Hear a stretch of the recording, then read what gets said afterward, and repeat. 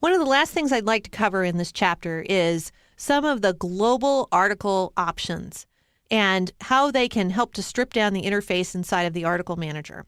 Let's take a look at a typical article inside of our article manager. I'm going to go to my article manager and I'm just going to click on the About Us link.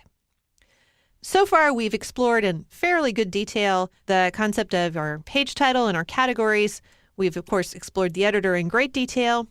I have covered the created date in a couple of other videos, and I showed you the article options in an earlier video. However, there are some other options that are available here. The Configure Edit screen is specifically what I'm talking about. The Configure Edit screen, these are the article options that override the global options that will control exactly what is showing here within our article.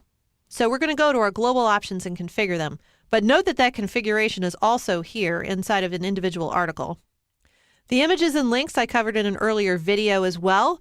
This is where you can put in a standardized small picture or a large picture for your individual articles. We did this for the news part of the website. And of course, here's where you can put in metadata, such as a meta description and meta keywords. These will override any global settings that you have in your global configuration. So this is a lot for a client to look at. A client who just wants to go in and make a simple edit. I've already talked about the importance of stripping down the quantity of buttons that you have here in JCE to make a simplified interface for your client so that they can easily edit your web page. Likewise, wouldn't it be great if you could strip down the number of options that were here inside of your article manager so your client didn't have to see all of those and get confused by them, like the article options, for example. Fortunately, there's a way to do that now in Joomla 2.5. I'm going to go ahead and hit Close. And here inside of my article manager, I'm going to go to Options. Inside of our Options button, if you go to the Editing Layout option, this is what will control what shows up in the editing interface of the website. So the first one is Show Publishing Options. This will display or hide the publishing options in the article edit view, like changing the date or changing the author for the article. I'm going to go ahead and set this to no so you can see that a whole panel will disappear when we disable this. The article options I've already suggested might be a really good thing to hide. Your client isn't likely to get this screen that we're looking at right now, the global article manager options, when they log in. That's something that's locked down for just super users.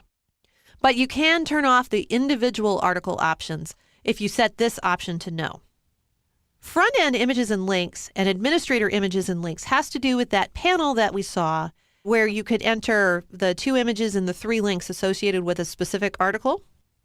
Right now, that is set to display if you're logged into the back end of the website. But if you log into the front end of the website, you will not get the interface for entering those 2 images and those 3 links. If you are making use of images and links, then I would recommend that you standardize where they're available. They should be available in all likelihood on both the front end and the back end. So I'm going to go ahead and turn that on. The links here, URL A, B, and C, refer to the 3 links that you could put in the Images and Links accordion panel. You can set those links to open in a parent window by default or open in a new window by default. Which is correct? It'll depend on what you've decided are the standards for your website. In general, my standards are, if it's going to open an article within the website, so it's just going somewhere else within the website, it would open in a parent window. But if it's going to an offsite link, I want it to open in a new window. So you can control that here. And then finally at the bottom, you can control the float for the image. Float is a fancy CSS term that means whether the image is aligned to the left side of the screen or aligned to the right side of the screen with the text wrapping around it. It looks like it's been coded, at least on this template, with a little bit of white space so the text doesn't smash right up against the photo. I would recommend that you do those consistently. They're either both left or they're both right. But of course, it's up to your designer or up to you to what you think looks good. So I'm going to go ahead and hit Save and Close.